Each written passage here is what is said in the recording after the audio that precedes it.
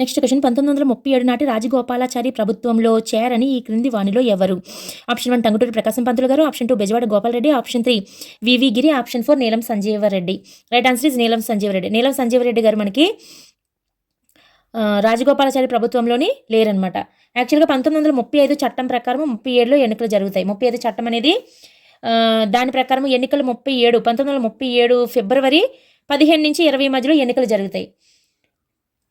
అయితే ఈ ఎన్నికల్లోని ఏంటో ఓడిపోతాయి, ముస్లిం లీగు, హిందూ మహాసభ రెండు కూడా ఓడిపోతాయి. మనకి ఇంక ఇక్కడ కాంగ్రెస్ ప్రభుత్వం మొదటిసారిగా 1937లో ప్రభుత్వాన్ని ఏర్పాటు చేస్తుందన్నమాట. అప్పుడు ముఖ్యమంత్రిగా చక్రవర్తి రాజగోపాలాచారి గారు ముఖ్యమంత్రి అవుతారు. అంటే టంగుటూరి ప్రకాశం పంతులు గారు రెవెన్యూ మంత్రిగా నియమించబడతారు. బెజవాడ గోపాలరెడ్డి గారు స్థానిక పాలనా మంత్రిగా ఉంటారు. వివి గిరి గారు కార్మిక పరిశ్రమల శాఖ మంత్రిగా. నీలం సంజీవరెడ్డి గారు అందులో ఉండరు. సో రైట్ ఆన్సర్ ఇస్ నీలం సంజీవరెడ్డి. నెక్స్ట్ క్వశ్చన్, చీరాల పేరాల అభ్యర్థులను నిర్దాక్షిణ్యముగా త్రోసిపుచ్చిన వ్యక్తి ఆంధ్రుడు మరియు మద్రాస్ రాష్ట్రంలో ముఖ్యమంత్రిగా ఉన్న వ్యక్తి ఎవరు? త్యాగరాయ శెట్టి, సుబ్బారాయులు రెడ్డి గారు, డాక్టర్ సుబ్బారాయను, ఆప్షన్ 4 రాజారామణీయం గారు.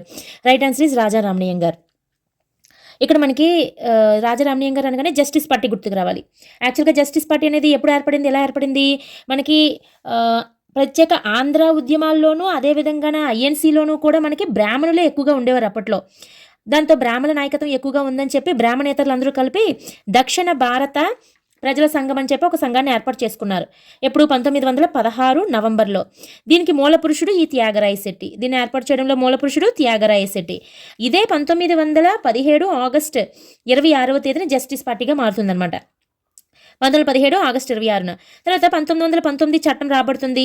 1919 చట్టం ప్రకారం 1920లో ఎన్నికలు జరుగుతాయి.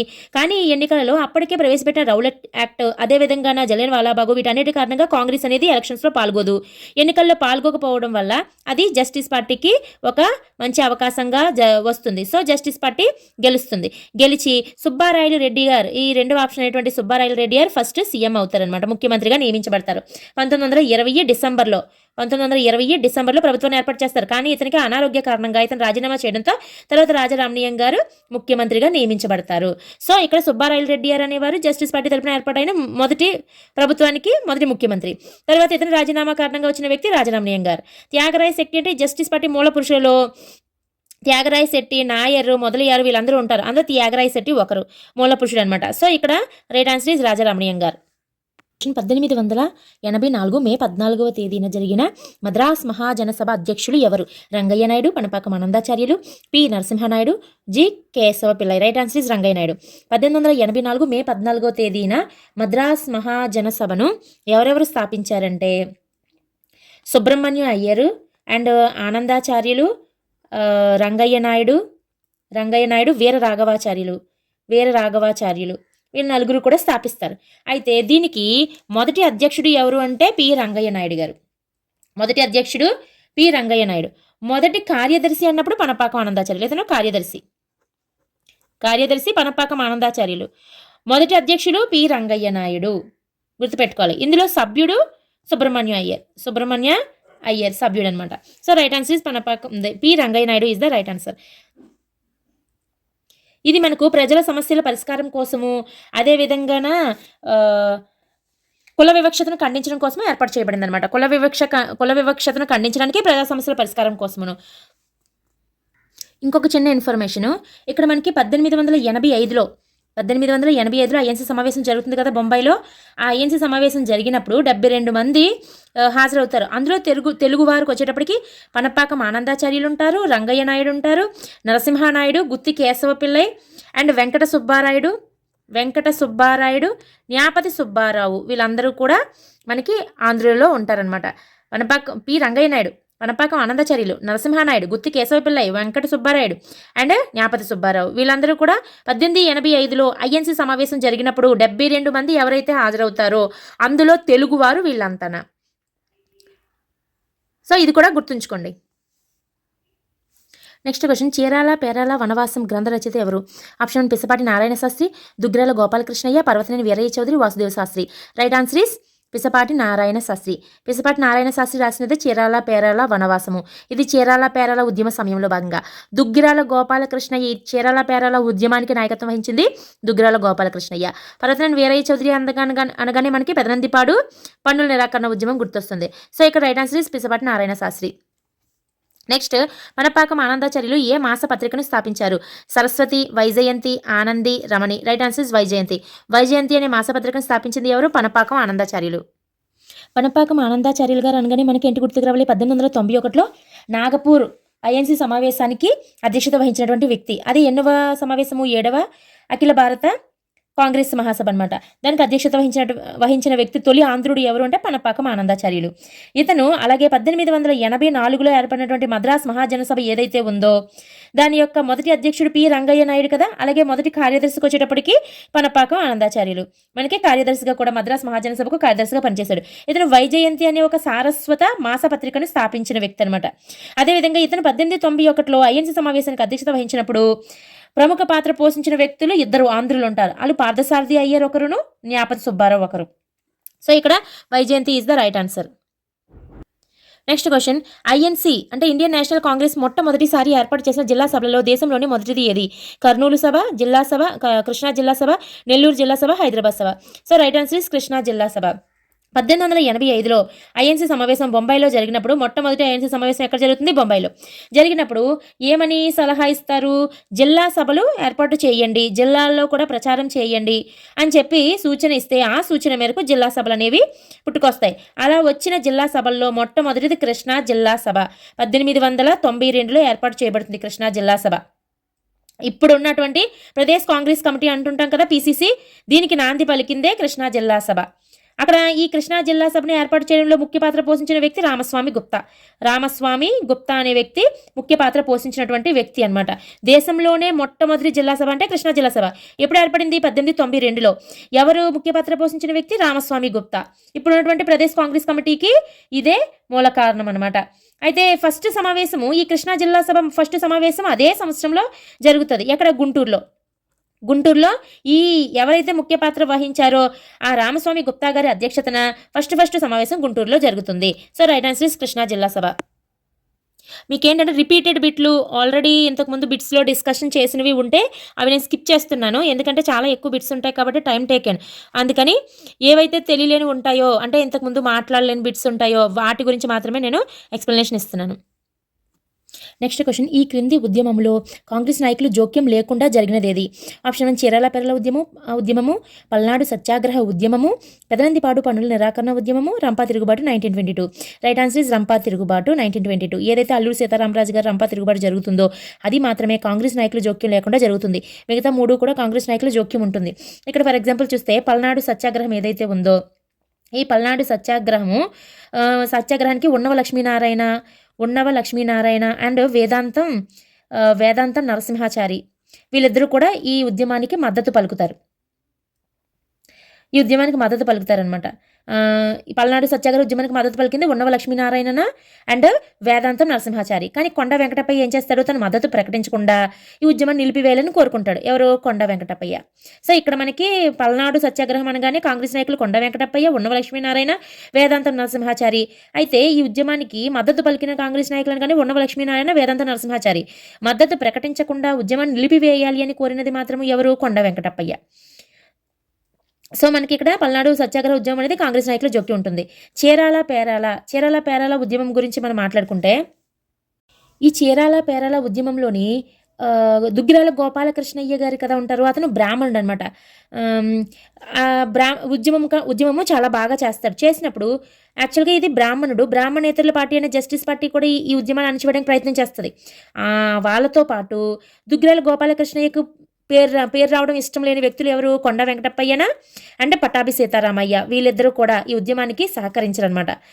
పట్టాభి సీతారామయ్య, కొండ వెంకటప్పయ్య, పట్టాభి సీతారామయ్య దుగ్గిరాల గోపాలకృష్ణయ్యకి పేరు రావడం ఇష్టం లేక సహకరించారు. సో వీళ్ళ జోక్యం ఉంటుంది ఈ ఉద్యమంలో కూడా.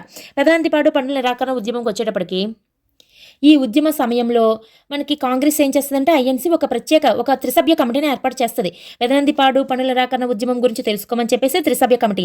అందులో కాశీనాథుని నాగేశ్వరరావు గారు, టంగుటూరి ప్రకాశం పంతులు గారు, దాసు నారాయణరావు, వీళ్ళు ముగ్గురు ఉంటారు. కాశీనాథ నాగేశ్వరరావు, టంగుటూరి ప్రకాశం పంతులు అండ్ దాసు నారాయణరావు. వీళ్ళ ముగ్గురు కూడా ఈ త్రిసభ్య కమిటీలో ఉంటారనమాట.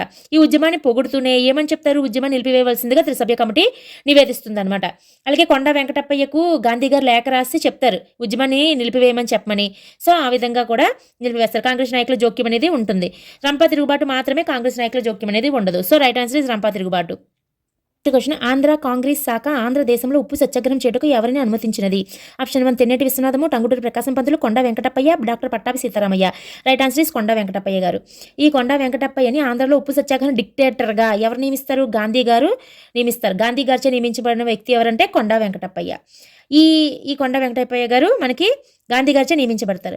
తెన్నేటి విశ్వనాథం గారు వచ్చేటప్పటికి విశాఖపట్నంలో ఉప్పు సత్యాగ్రహానికి నాయకత్వం వహించిన వ్యక్తి ఎవరంటే తెన్నేటి విశ్వనాథం. టంగుటూరి ప్రకాశం పంతులు గారు అంటే మద్రాసులోని ఉప్పు సత్యాగ్రహ ఉద్యమానికి నాయకత్వం వహించింది మనకి టంగుటూరి ప్రకాశం పంతులు గారు. అతనితో పాటు కాశీనాథ నాగేశ్వరరావు గారు కూడా ఉంటారు. కాశీనాథుని నాగేశ్వరరావు. పట్టాభి సీతారామయ్య అనేటప్పటికీ మచిలీపట్నము. ఈ మచిలీపట్నంలో పట్టాభి సీతారామయ్య, అదేవిధంగా అయ్యదేవర కాళేశ్వరరావు, ముట్నూరి కృష్ణారావు, వీళ్ళ ముగ్గురు కూడా మచిలీపట్నంలో ఉప్పు సత్యాగ్రహానికి నాయకులు అనమాట. పట్టాభి సీతారామయ్య, అయ్యదేవర కాళేశ్వరరావు అండ్ ముట్నూరి కృష్ణారావు, వీళ్ళ ముగ్గురును. కొండ వెంకటప్పయ్య అనేటప్పటికీ ఇతను మనకి డిక్టేటర్ అనమాట. ఆంధ్రాలో ఉప్పు సత్యాగ్రహ డిక్టేటర్ ఎవరంటే కొండ వెంకటప్పయ్య. టంగుటూరి ప్రకాశం పంతులు గారు మద్రాసు, కాశీనాథ నాగేశ్వరరావు గారు కూడా. తెన్నేటి విశ్వనాథం విశాఖపట్నంలో అనమాట. అయితే ఈ దండియాత్రలో పాల్గొన్న మహిళలు ఇద్దరు, సరోజినీ నాయుడును దుర్గాబాయి దేశ్ముఖ్. వీళ్ళిద్దరు ఇంపార్టెంట్, అందుకని మళ్ళీ ఇక్కడ చెప్తున్నాను.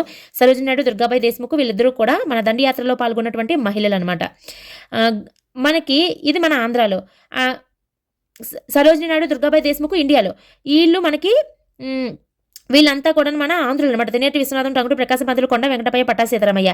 అయితే ఇక్కడ సరోజినీ నాయుడు, దుర్గాబాయి దేశ్ముఖ్ ఇండియా లెవెల్లో జరిగినటువంటి ఉప్పు సత్యాగ్రహానికి పాల్గొన్నటువంటి మహిళలు. ఇంకొకరు ఉంటారు, ఇండియా లెవెల్లో జరిగినటువంటి ఉప్పు సత్యాగ్రహంలో పాల్గొన్న ఏకైక ఆంధ్రుడు వచ్చేటప్పటికి ఎర్నేని సుబ్రహ్మణ్యం. ఈ పేర్లు గుర్తుపెట్టుకోవాలి, ఇంపార్టెంట్ అనమాట. నెక్స్ట్ క్వశ్చన్, చెయ్యెత్తి చీకొట్టు తెలుగోడా గతమెంతో ఘనకీర్తి కలవాడ అనే గేయ రచయిత ఎవరంటే వేములపల్లి శ్రీకృష్ణ.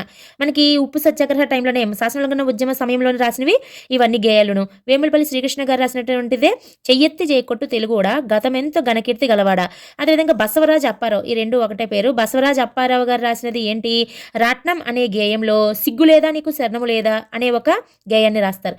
అదేవిధంగా పోదాము స్వరాజ్యలక్ష్మి పెండ్లి జోడరాయే రమణులారా అనే గేయాన్ని రాసింది కూడా బసవరాజు అప్పారావు. గరిమెల సత్యనారాయణ గారు అనేటప్పటికీ మా కొద్ది తెల్లదొరతనము. నెక్స్ట్ క్వశ్చన్, ఉప్పు సత్యాగ్రహ ఉద్యమంలో పాల్గొన్న నెల్లూరు జిల్లాకు చెందిన మొదటి మహిళ Panaka Kanakamma, Subbamma, Parvatamma and Balasaraswatamma. Right answer is Poturi Balasaraswatamma. ఉప్పు సత్యాగ్రహ ఉద్యమంలో పాల్గొన్న నెల్లూరు జిల్లాకు చెందిన మొదటి మహిళ ఎవరంటే బాలసరస్వతమ్మ. త్రివర్ణ జాతీయ పతాకంను చిత్రించి సహాయ నిరాకరణ ఉద్యమ కాలమునందు గాంధీజీకి విజయవాడలో సమర్పించినది ఎవరు? Pingali Suryanarayana, Pingali Dasaratha Ramayya, Pingali Venkataswamy and Pingali Venkayya. Right answer is Pingali Venkayya. మనకి 1921 మార్చి 31 నుంచి ఏప్రిల్ 1 మధ్యన మనకి విజయవాడలోని ఐఎన్సీ సమావేశం జరుగుతుంది. గాంధీ గారి అధ్యక్షతన ఐఎన్సీ సమావేశం జరుగుతుంది. ఈ సమావేశంలో పింగళి వెంకయ్య గారు త్రిరంగ పతాకాన్ని, జాతీయ పతాకాన్ని రూపొందించి గాంధీ గారికి ఇస్తే గాంధీ గారు ఏమని చెప్తారంటే ఈ త్రివర్ణ పతాకంలో తెలుపు రంగులో చెరక ఉండాలి మధ్యలో అని చెప్పేసి మనకి చెప్పడం జరుగుతుంది. చెరకాన్ని పెట్టమంటారు. ఇప్పుడు అశోక చక్రం ఉంది కదా, చక్రం కాకుండా చెరకాన్ని పెట్టమని చెప్పడం జరుగుతుంది అనమాట. ఎవరు చెప్తారు? గాంధీ గారు చెప్పడం జరుగుతుంది. So right answer Pingali Venkayya. Next question, Mahaprasthanam అనే గ్రంథాన్ని శ్రీశ్రీ ఎవరికి అంకితం ఇచ్చాడు? Option 1 Kovvidi Lingaraju, option 2 Kompella Janardhan Rao, option 3 Shivashankara Sastri, option 4 Jayaprakash Narayana. Right answer is Kompella Janardhan Rao. Kompella Janardhan Rao గారికి మహాప్రస్థానం అనే గ్రంథాన్ని శ్రీశ్రీ అంకితం ఇవ్వడం జరిగింది. కొవ్విడి లింగరాజు అనేటప్పటికీ మనకి ఇతను అమ్మ అనే పేరుతో, యాక్చువల్గా ది మదర్ అని ఉంటుంది ఒక బుక్, ది మదర్ అనే బుక్ను రాసింది ఎవరు? మ్యాక్సిమ్ గోర్కి రాసినటువంటి ది మదర్ అనే పుస్తకాన్ని తెలుగులోకి అమ్మ అనే పేరుతో అనువదించింది కొవ్విడి లింగరాజు. శివశంకర శాస్త్రి గారి రచన ఏంటంటే ప్రతిభ అనేది ఇతని యొక్క రచన. జయప్రకాష్ నారాయణరావు గారు అనేటప్పటికి మనకి సామ్యవాద పార్టీలు వచ్చినప్పుడు కాంగ్రెస్ సోషలిస్టు పార్టీ స్థాపనలో ఒక వ్యక్తి అనమాట. ఇతను కాంగ్రెస్ సోషలిస్టు పార్టీ స్థాపనలో ఎప్పుడు 1934లో అందులో 3 వ్యక్తులు ఉంటారు. ఆచార్య నరేంద్రదేవ్, జయప్రకాష్ నారాయణ అండ్ రామ్ మనోహర్ లోహియా. వీళ్ళు ముగ్గురు కూడా కాంగ్రెస్ సోషలిస్టు పార్టీ 1934లో ఏర్పాటు చేయడం జరుగుతుంది. అందులో ఒక వ్యక్తి అనమాట.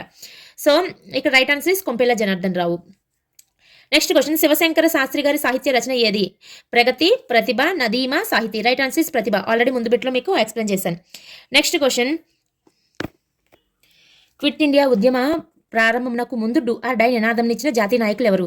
Option 1 Sardar Vallabhbhai Patel, option 2 Chittaranjan Das, option 3 Gandhi గారు, option 4 Tej Bahadur Sapru. Right answer is Gandhi. మనకి 1942 ఆగస్ట్ 8న క్విట్ ఇండియా ఉద్యమాన్ని మనం బొంబాయిలోని గవాలియా ట్యాంక్ మైదానంలో, ఎక్కడ? బొంబాయిలో గవాలియా ట్యాంక్ మైదానంలో గాంధీ గారి నేతృత్వంలోని స్టార్ట్ అవుతుంది క్విట్ ఇండియా ఉద్యమం. దానికి ముందుగా అతను ఇచ్చినటువంటి నినాదమే డూ ఆర్ డై, సాధించండి లేదా చావండి అని, చేయండి లేదా చావండి అని నినాదం ఇచ్చింది గాంధీ గారు క్విట్ ఇండియా ఉద్యమ సమయంలో అనమాట. ఆ తర్వాత ఆగస్టు 8న ప్రారంభమవుతుంది. ఆగస్టు 9నేమో అతన్ని అగాఖాన్ ప్యాలెస్లో బంధించేస్తారనమాట. ఆ తర్వాత దాన్ని నడిపినటువంటి వ్యక్తులు జయప్రకాష్ నారాయణ. మనం ముందు బిట్లో మాట్లాడుకున్నాం. జయప్రకాష్ నారాయణ గారు కాంగ్రెస్ సోషలిస్ట్ పార్టీ స్థాపనలో ఒకరు, ప్లస్ అదే జయప్రకాష్ నారాయణ అండ్ అరుణా అసఫ్ అలీ వీళ్ళిద్దరూ కలిపి గాంధీ గారిని క్విట్ ఇండియా ఉద్యమ సమయంలో బంధించగా వెలుగులోకి వచ్చినటువంటి నాయకులు వీళ్ళిద్దరూ, జయప్రకాష్ నారాయణ అండ్ అరుణా అసఫ్ అలీ. సో ఇక్కడ right answer is Gandhi. Next question, do or die నినాదము ఆంధ్రదేశంలో మొట్టమొదటి ఎచ్చట పేర్కొనబడింది. ఆప్షన్ 1 కృష్ణా జిల్లా సర్క్యులర్లో, ఆప్షన్ 2 కర్నూలు జిల్లా సర్క్యులర్, ఆప్షన్ 3 నెల్లూరు జిల్లా సర్వసభ్య సదస్సు, ఆప్షన్ 4 విజయవాడలో జరిగిన AICCలో. రైట్ ఆన్సర్ ఇస్ కర్నూలు జిల్లా సర్క్యులర్లో.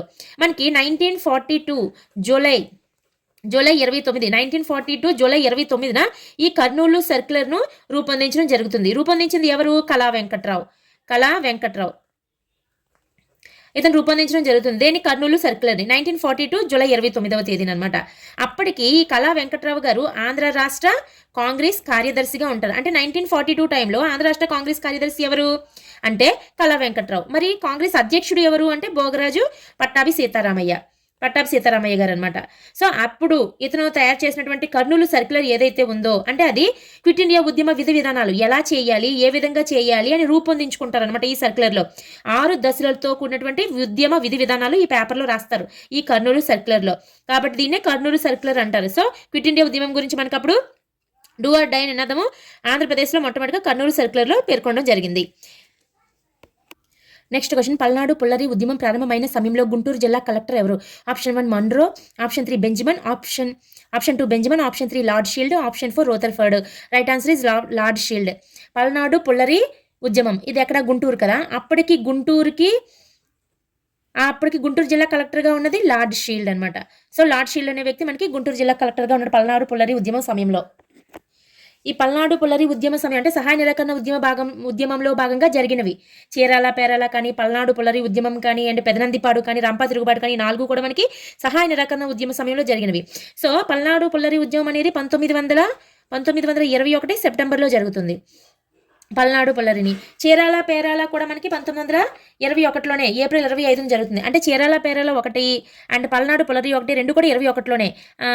ఇక్కడ మనకి పల్నాడు పుల్లరి ఏమో సెప్టెంబర్లో జరుగుతుంది, చీరాల పేరాల ఏమో ఏప్రిల్లోని 25న జరుగుతుంది.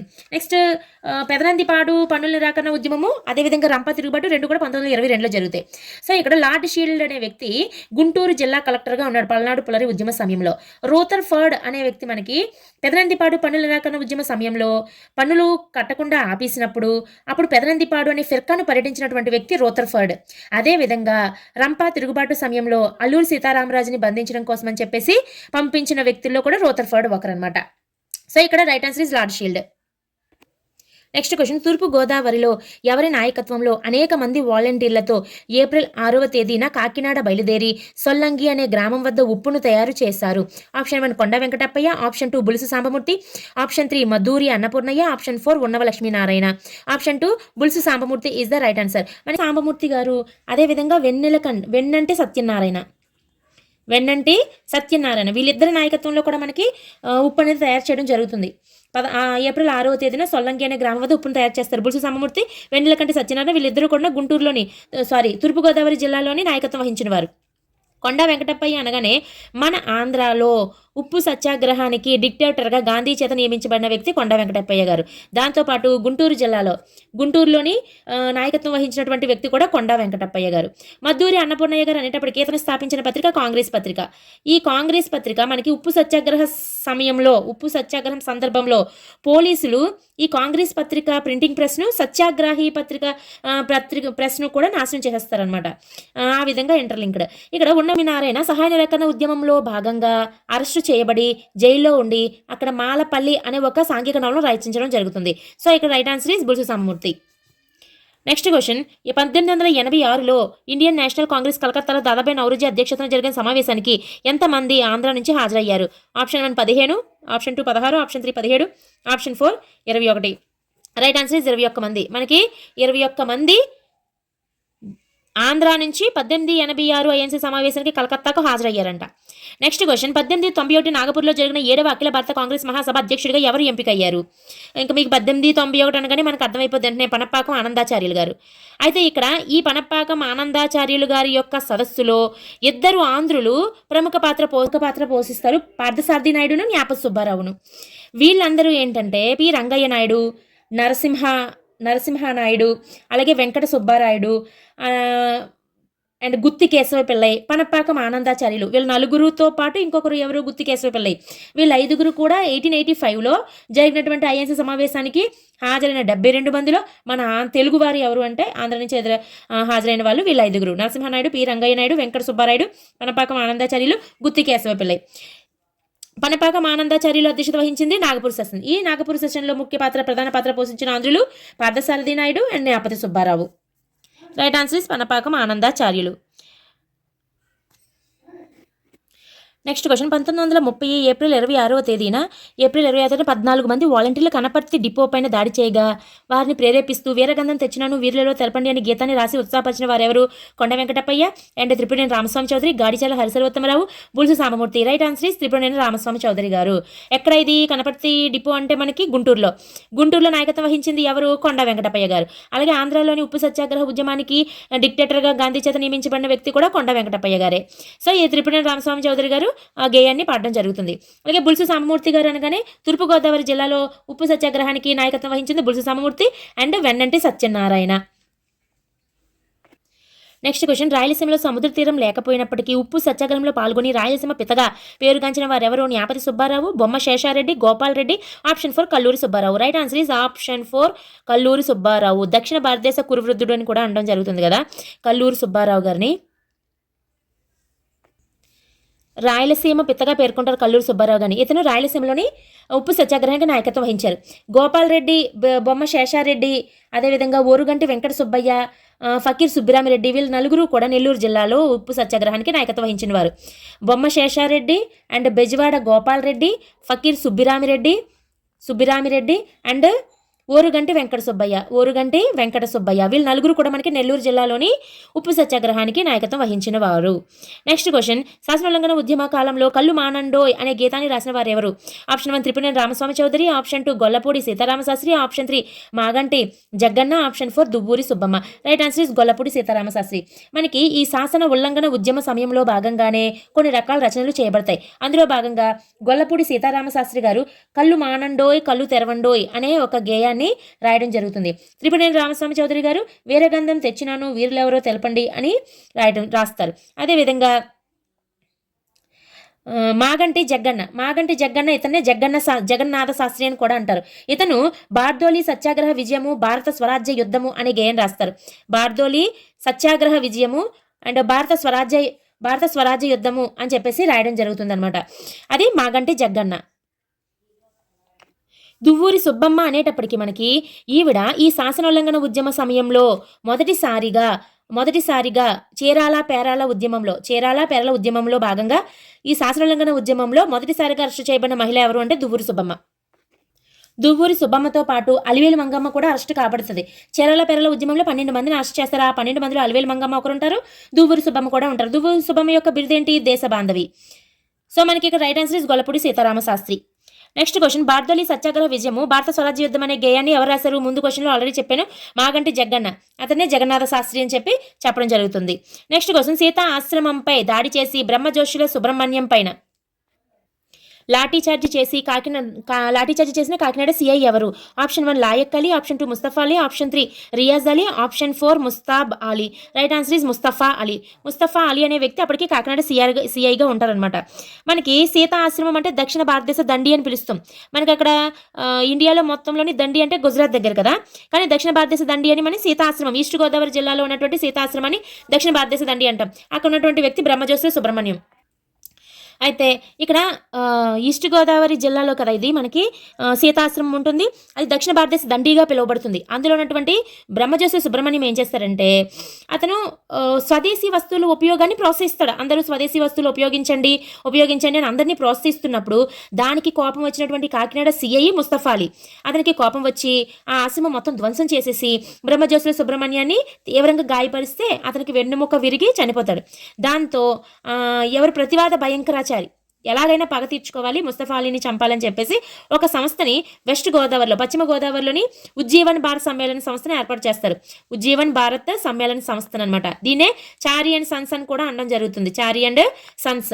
ఈ ప్రతివాద భయంకరాచారి ఏమవుతుంది అంటే ఇదంతా శాసనోల్లంఘన ఉద్యమ సమయంలో ఏర్పడ్డ విప్లవ కార్యక్రమమే. ఇది మనము ఏమనంటాం, స్వదేశీ వస్తువుల ఉపయోగాన్ని ప్రోత్సహించడం వల్ల జరిగింది, కానీ స్వదేశీ ఉద్యమంలో కాదు, శాసనోల్లంఘన ఉద్యమ సమయంలోనే జరుగుతుంది ఇది. అయితే ఈ ప్రతివాద భయంకరాచారి ఏదైతే సంస్థ స్థాపిస్తాడో ఉజ్జీవన భారత్ సమ్మేళన సంస్థని, ఎలాగైనా సరే ఆ సంస్థను ఏర్పాటు చేసి అందరిలో కూడా చైతన్యాన్ని తీసుకొచ్చి ముస్తఫా అలీని చంపాలనే ఉద్దేశంతో కాకినాడ బాంబు కేసు ఇక్కడే వస్తుందన్నమాట. బాంబు పెట్టి చంపేయాలని చెప్పేసి ప్రయత్నిస్తాడు. కానీ ఏమవుతుంది, కాకినాడ దగ్గర బాంబులతో పాటు దొరికిపోతాడు అనమాట. వెంటనే అతన్ని అరెస్ట్ చేసి హనుమాన్ జైలుకి పంపించేస్తారు. సో ఇక్కడ Mustafa Ali is the right answer. తర్వాత శాసన ఉల్లంఘన ఉద్యమ కాలంలో వెలువడిన రచన నవయోగ గాంధీ ఎవరు రచించారు? Option 1 Jagannatha Sastri, option 2 Damaraju Pundarikakshudu, option 3 Kakani Venkataratnamu, option 4 Gollapudi Seetharama Sastri. Right answer is Damaraju Pundarikakshudu. శాసనోల్లంఘన ఉద్యమ సమయంలో వెలువడిన రచన నవయోగ గాంధీ. ఈ నవయోగ గాంధీని రాసింది ఎవరు? దామరాజు పుండరీకాక్షుడు. ఈ సమయంలో శాసనోల్లంఘన ఉద్యమ కాలంలో చాలా రకాల రచనలు వస్తాయి, చాలా రకాల గేయాలు కూడా వస్తాయి. అందులో నవయోగ గాంధీ ఏమో దామరాజు పుండరీకాక్షుడు, కాకాని వెంకటరత్నం రాసింది పూర్వ స్వాతంత్రం రాస్తారు కాకాని వెంకటరత్నం. జగన్నాథ శాస్త్రి రాసింది భారత స్వరాజ్య యుద్ధం, ఇది రాసింది ఎవరు? జగన్నాథ శాస్త్రి. దామరాజు పుండరీకాక్షుడు రాసింది నవయోగ గాంధీ, కాకాని వెంకటరత్నం రాసింది పూర్వ స్వాతంత్రం అనమాట. సో ఇక్కడ రైట్ ఆన్సర్ ఇస్ దామరాజు పుండరీకాక్షుడు. ఇక్కడ గొల్లపూడి సీతారామశాస్త్రి గారు మనకి శాసనోల్లంఘన ఉద్యమ సమయంలో ఒక గేయం రాస్తారు. అదేంటి, కళ్ళు మానండోయ్ కళ్ళు తెరవండోయ్ అని చెప్పేసి గేయం రాయడం జరుగుతుంది అనమాట. సో ఇతను రాసింది రచన కాదు, ఇతను గేయాన్ని రాస్తారు. మిగిలిన ముగ్గురు కూడా రచనలు తీసుకొస్తారనమాట శాసనోల్లంఘన ఉద్యమ సమయంలో. Right answer is Damaraju Pundarikakshudu. Next question, 1928 ఫిబ్రవరి 26వ తేదీన మద్రాసుకు వచ్చినటువంటి సైమన్ కమిషన్ను వ్యతిరేకంగా నిరసన ప్రదర్శనలు జరుగుతున్న సందర్భంలో టంగుటూరి ప్రకాశం పంతులు గారు బ్రిటిష్ వారి తుపాకీ గుండుకు తన గుండెను చూపి ప్రజల చేత పొందిన బిరుదు ఏది? Option 1 Andhra Bhishma, option 2 Andhra Kesari, option 3 Andhra Ratna, option 4 Andhra రఫ్తే. Right answer is Andhra Kesari. 1928 ఫిబ్రవరి 26వ తేదీన మనకి సైమన్ కమిషన్ మద్రాసుకు వస్తుంది. అప్పటికే సైమన్ గో బ్యాక్ అని ఉద్యమాలు జరుగుతూ ఉంటాయి. 28 ఫిబ్రవరి 26వ తేదీన మద్రాసుకి వచ్చినప్పుడు ప్రకాశం పంతులు గారు నిరసన ప్రదర్శనలు జరుపుతారు. అయితే ఆ పోలీసులు జరిపిన కాల్పుల్లోని పార్థసారథి అనే వ్యక్తి మరణిస్తాడు. ఈ పార్థసారథి అనే వ్యక్తి మరణించినప్పుడు చూడటానికి వెళ్తున్నప్పుడు ప్రకాశం పంతులు గారిని పోలీసులు అడ్డగిస్తారు. దాంతో అతని యొక్క తుపాకీ గుండెని చూపి నన్ను కాల్చండి వీలైతే అని చెప్పేసి, మీకు ధైర్యం ఉంటే నన్ను కాల్చండి అని అంటారు అనమాట. దాంతో అక్కడికి ఆంధ్ర కేసరి అనే బిరుదు మనకి టంగుటూరి ప్రకాశం పంతులు గారికి రావడం జరుగుతుంది. టంగుటూరి ప్రకాశం పంతులు గారికి ఆంధ్ర కేసరి బిరుదు వస్తుంది. ఆంధ్ర రత్న అనే బిరుదు దుగ్గిరాల గోపాలకృష్ణయ్య గారికి ఉంటుంది. దుగ్గిరాల గోపాలకృష్ణయ్య. అలాగే ఆంధ్ర భీష్మ అనేది న్యాపతి సుబ్బారావు గారికి బిరుదు. న్యాపతి సుబ్బారావు గారి యొక్క బిరుదు ఆంధ్ర భీష్మ. అలాగే ఆంధ్ర తిలక్ అయితే గాడిచర్ల హరిసర్వోత్తమరావు. ఆంధ్ర శివాజీ అయితే మనకి పర్వతనేని వీరయ్య చౌదరి గారు ఆంధ్ర శివాజీ. పర్వతనేని వీరయ్య చౌదరి గారి యొక్క బిరుదు ఆంధ్ర శివాజీ. గాడిచర్ల హరిసర్వోత్తమరావు గారి యొక్క బిరుదు ఆంధ్ర తిలక్. అలాగే దుగ్గిరాల గోపాలకృష్ణయ్య గారి యొక్క బిరుదు ఆంధ్రరత్న. అండ్ న్యాపతి సుబ్బారావు గారి యొక్క బిరుదు ఆంధ్ర భీష్మ. అండ్ ఇంకా ఆంధ్ర విశారద అనే బిరుదు తాపీ ధర్మారావు గారిది. ఆంధ్ర విశారద అనే బిరుదు తాపీ ధర్మారావు గారు. అదేవిధంగా ఆంధ్ర చరిత్ర చతురాసన అనే బిరుదు చిలుకూరి వీరభద్ర కవి. ఆంధ్ర చరిత్ర చతురాసన అనే బిరుదు చిలుకూరి వీరభద్ర కవి. ఈ విధంగా ఆంధ్ర అనే పేరుతో ఉన్నటువంటి బిరుదులు అనమాట. సో ఇక్కడ right answer is Andhra Kesari. Next question, Madduri Annapurnaiah ఏ పత్రిక ద్వారా సైమన్ గోబ్యాక్ ఉద్యమాన్ని చేపట్టారు? ఆప్షన్ 1 మాతృసేవ, ఆప్షన్ 2 కాంగ్రెస్ పత్రిక, option 3 Sharada, option 4 Janmabhoomi. Right answer is Congress పత్రిక. మనకి ఈ కాంగ్రెస్ పత్రికకు సంపాదకులు ఎవరు? మద్దూరి అన్నపూర్ణయ్య గారు. మద్దూరి అన్నపూర్ణయ్య గారు మనకి రాజమండ్రి నుంచి ప్రచురితం అవుతుంది ఇది కాంగ్రెస్ పత్రిక. రాజమండ్రి నుంచి ప్రచురితమైన కాంగ్రెస్ పత్రికకు సంపాదకత్వం వహిస్తారనమాట. అదేవిధంగా మాతృసేవ అనే పత్రికను 1922లో గాడిచర్ల గారే తాడిపత్రి నుంచి ప్రచురిస్తారు. గాడిచర్ల హరిసర్వోత్తమరావు గారు తాడిపత్రి నుంచి ప్రచురించిన పత్రిక ఏది అంటే మనకి మాతృసేవ అనే పత్రిక. కాంగ్రెస్ పత్రిక మద్దూరి అన్నపూర్ణయ్య గారు. శారద అనే పత్రిక 1923లో కౌతు రామ్మోహన్ శాస్త్రి గారు బందర్ నుంచి ప్రచురిస్తారనమాట. కౌతు రామ్మోహన్ శాస్త్రి గారు బందర్ నుంచి ప్రచురించిన పత్రిక శారదా పత్రిక. అదేవిధంగా జన్మభూమి పత్రిక ఎన్ గణేశన్ అనే వ్యక్తి మనకి మద్రాసు నుంచి ప్రచురించిన పత్రిక జన్మభూమి పత్రిక. సో ఇవన్నీ కూడా మనకి సైమన్ గోబ్యాక్ ఉద్యమానికి సంబంధించిన పత్రికలే, ఆ ఉద్యమంలో పాల్గొన్నటువంటి పత్రికలే. ఒక్కసారి రిపీట్ చేస్తాను. మాతృసేవ అనే పత్రిక 1922లో గాడిచల హరిసర్వోత్తమరావు గారు తాడిపత్రి నుంచి ప్రచురించారు. కాంగ్రెస్ పత్రికను రాజమండ్రి నుంచి మద్దూరి అన్నపూర్ణయ్య గారు ప్రచురించారు. శారదా పత్రికను 1923లో కౌతు రామ్మోహన్ శాస్త్రి గారు ప్రచురించారు. ఎక్కడి నుంచి? బందర్ నుంచి. అదేవిధంగా జన్మభూమి పత్రికను ఎన్ గణేష్ అనే వ్యక్తి మద్రాసు నుంచి ప్రచురించడం జరిగింది. ఇక్కడ మద్దూరి అన్నపూర్ణయ్య గారు అనేటప్పటికీ కాంగ్రెస్ పత్రిక is the right answer. Next question, Ujjeevan Bharat Sammelan అనే తీవ్రవాద సంస్థను ప్రతివాద భయంకరాచారి స్థాపించారు. అయితే ఈ సంస్థకు గల మరొక పేరేంటి? Chari and sons, Bharat and sons, Bhayankar and sons, పైవన్నీ. Right answer Chari and sons. నేను ముందు బిట్లో మీకు సీతా ఆశ్రమం గురించి చెప్పినప్పుడు దీని గురించి ఎక్స్ప్లెనేషన్ ఇచ్చాను. సీతా ఆశ్రమంలో బ్రహ్మజ్యోతుల సుబ్రహ్మణ్యం గారి యొక్క చావుకు ప్రతీకారంగా ముస్తఫా అలీ అనే సిఐని చంపడం కోసము ప్రతివాద భయంకరాచారి గారు వెస్ట్ గోదావరిలో స్థాపించిన సంస్థ ఉజ్జీవన్ భారత్ సమ్మేళన్. దానికి గల పేరే Chari and sons. Next question, Kakani Venkataratnam రచించిన పుస్తకం ఏది? ఆప్షన్ 1 నవయుగ గాంధీ, ఆప్షన్ 2 భారత స్వరాజ్యోద్యమం, ఆప్షన్ 3 పూర్వ స్వాతంత్రం, ఆప్షన్ 4 దేశమాత. రైట్ ఆన్సర్ ఇస్ పూర్వ స్వాతంత్రము. మనకి శాసనోల్లంఘన ఉద్యమ కాలంలో కొన్ని రకాల పుస్తకాలు వెలువడతాయి. అందులో కాకాని వెంకటరత్నం గారు విడుదల చేసినటువంటిది పూర్వ స్వాతంత్రము. అలాగే నవయుగ గాంధీ అనేది దామరాజు పుండరీకాక్షుడి యొక్క పుస్తకము. భారత స్వరాజ్యోద్యమం అనేది జగన్నాథ శాస్త్రి గారు రచించినటువంటి పుస్తకము. దేశమాత అనే పత్రిక ఎవరిది? చిలకమర్తి లక్ష్మీ నరసింహం గారిది. దేశమాత, మనోరమ, ఈ రెండు కూడా. నెక్స్ట్ క్వశ్చన్, 1930లో జరిగిన మొదటి రౌండ్ టేబుల్ సమావేశంలో ఆంధ్ర నుంచి ఎవరు హాజరయ్యారు? Option 1 Ayyadevara Kaleswararao, option 2 Bhogaraju Pattabhi Sitaramayya, option 3 V V Giri, option 4 ఎవరు వెళ్ళలేదు. రైట్ ఆన్సర్ ఎవరు వెళ్ళలేదు. మనకి మొదటి రౌండ్ టేబుల్ సమావేశం 30లో జరిగినప్పుడు ఆంధ్ర నుంచి ఎవరు వెళ్ళారు? ఎవరు వెళ్ళలేదు ఆంధ్ర నుంచి. ఇక్కడ మనకి ఇచ్చినటువంటి ఆప్షన్స్లోని కాంగ్రెస్ నాయకులు వీళ్ళంతా యాక్చువల్గా ఏంటి, మొదటి రౌండ్ టేబుల్ సమావేశానికి కాంగ్రెస్ బహిష్కరిస్తుంది. మొదటి రౌండ్ టేబుల్ సమావేశాన్ని ఎవరు కూడా కాంగ్రెస్ నాయకులు ఎవరు కూడా పాల్గొరు. ఐఎన్సీ వెళ్తుంది. దీంతో ఆ సమావేశం అనేది ఫెయిల్యూర్ అయిపోతుంది. దాంతో ఐఎన్సీ పాల్గొనాలని చెప్పేసి అప్పుడు బ్రిటిష్ ప్రధాని రామ్సే మెక్డొనాల్డ్ కంపల్సరీగా అప్పటికి గవర్నర్ జనరల్గా ఉన్న ఇర్విన్ పైన ఒత్తిడి తీసుకొస్తారు. ఎలాగైనా ఐఎన్సీ రావాలి, ఐఎన్సీ పాల్గొవాలి, లేకపోతే లేదని. అప్పుడు ఒత్తిడి తీసుకురావడంతో ఈ ఇర్విన్కి గాంధీ గారికి 1931 మార్చి 5వ తేదీన ఇద్దరికి మధ్య ఒక ఒప్పందం అనేది జరుగుతుంది ఢిల్లీలో అనమాట. దానికి ఢిల్లీ ఒడంబడిక అంటారు. నెక్స్ట్ గాంధీ ఇర్విన్ ఒడంబడిక అని కూడా అంటారు అనమాట. ఢిల్లీ ఒడంబడిక అంటారు, గాంధీ ఇర్విన్ ఒడంబడిక అంటారు. దీనికి మధ్యవర్తిత్వం వహించింది ఎవరు అంటే ఎంఏ అన్సారీ ఒకరును, జైకర్ ఒకరు. వీళ్ళిద్దరు కూడా మధ్యవర్తిత్వం వహించి ఐఎన్సీ పాల్గొనేలాగా చేద్దామని చెప్పేసి వీళ్ళిద్దరికి ఒక ఒడంబడికను కుదురుస్తారనమాట.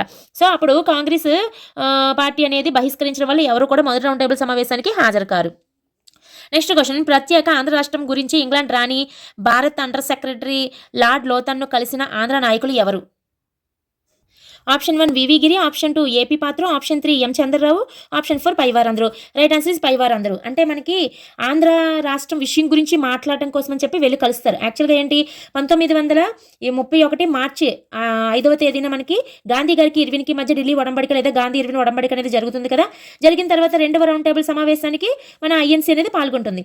సో గాంధీ గారు 2వ రౌండ్ టేబుల్ సమావేశానికి హాజరవుతున్నారని తెలిసి హాజరయ్యే ముందు అతను వెళ్ళి 2వ రౌండ్ టేబుల్ సమావేశంలో ఆంధ్ర రాష్ట్ర విషయం గురించి మాట్లాడాలని చెప్పేసి అతన్ని కోరుతూ ఎవరు భోగరాజు పట్టాభి సీతారామయ్య గారు, అయ్యదేవర కాళేశ్వరరావు గారు గాంధీ గారిని కలుస్తారు. వీళ్ళిద్దరును భోగరాజు పట్టాభి సీతారామయ్య, ఈదేవరి కాళేశ్వరరావు గారు ఇద్దరు కూడా గాంధీ గారిని కలిసి మీరు రెండవ రౌండ్ టేబుల్ సమావేశంలోనే ఆంధ్ర రాష్ట్రం గురించి మాట్లాడండి అని చెప్పి చెప్తారనమాట. అయితే మళ్ళీ ఇదే విషయంపై ప్రస్తావించడం కోసం అని చెప్పేసి వివి గిరి గారు, ఏపీ పాత్రో, అలాగే చంద్రరావు, బొబ్బిలి రాజా కూడా వీళ్ళందరూ కలిసి భారత అండర్ సెక్రటరీ లార్డ్ లోర్టన్, ఇంగ్లాండ్ రాణిని కూడా కలవడం జరుగుతుంది. ఫస్ట్ గాంధీ గారిని కలిసింది వీళ్ళిద్దరూ కలుస్తారు, భోగరాజు పట్టాభి సీతారామయ్య, ఈదేవరి కాళేశ్వరరావు. వాళ్ళు కాకుండా మళ్ళీ దానికోసమే ప్రస్తావించడం కోసం వివి గిరి, పాత్రో, చంద్రరావు, బొబ్బిలి రాజా వీళ్ళందరూ కూడా బ్రిటిష్ రాణిని, ఇంగ్లాండ్ రాణిని, అదేవిధంగా భారత అండర్ సెక్రటరీ లార్డ్ లోథన్, అప్పటికి లార్డ్ లోథన్ వీళ్ళని కలవడం అనేది జరుగుతుంది అనమాట, కలిసి మాట్లాడడం జరుగుతుంది. సో రైట్ ఆన్సర్ ఇస్ పైవారు అందరూ. నెక్స్ట్ క్వశ్చన్, 1928 జరిగిన ఏ సంఘటన జాతీయోద్యమంలో చైతన్యాన్ని కలిగించింది? ముస్లిం లీగ్, కాంగ్రెస్ కలయిక, అలాగే Hunter commission, third option Ilbert commission, option 4 Simon commission.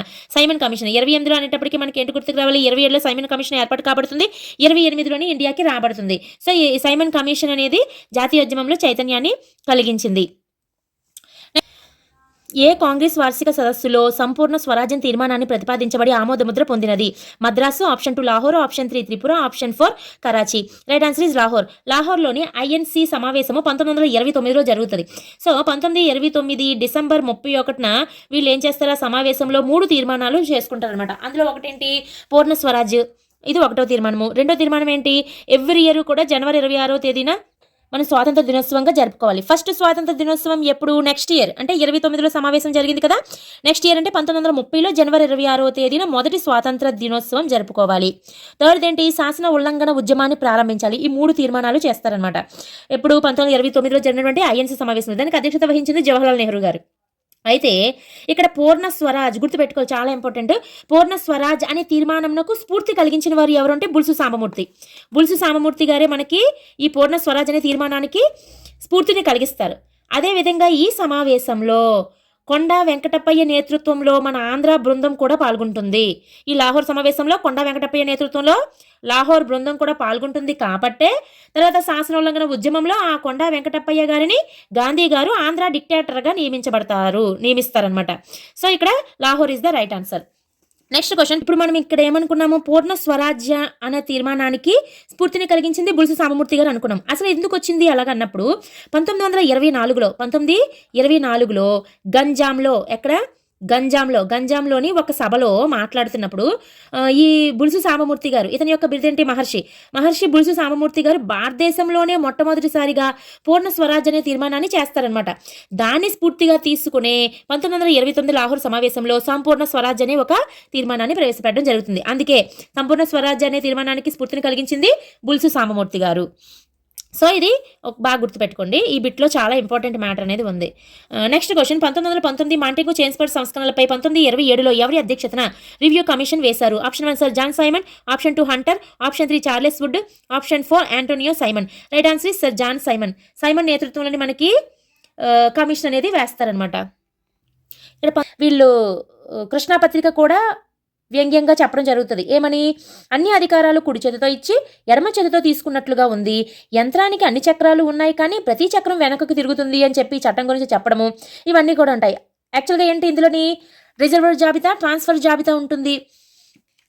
Reserved transfer జాబితా అంతా కూడా మనకి ఎవరు పరిపాలిస్తారు మనకి అంటే గవర్నర్ జనరల్, గవర్నర్ ఎవరైతే ఉంటారో అతని ఆధీనంలోనే ఉంటుంది రిజర్వ్డ్ జాబితా. ట్రాన్స్ఫర్ జాబితా అంతా మంత్రుల సహాయంతో గవర్నర్ నిర్వహిస్తారు. అది కూడా అంటే 2 గవర్నరే నిర్వహిస్తారు.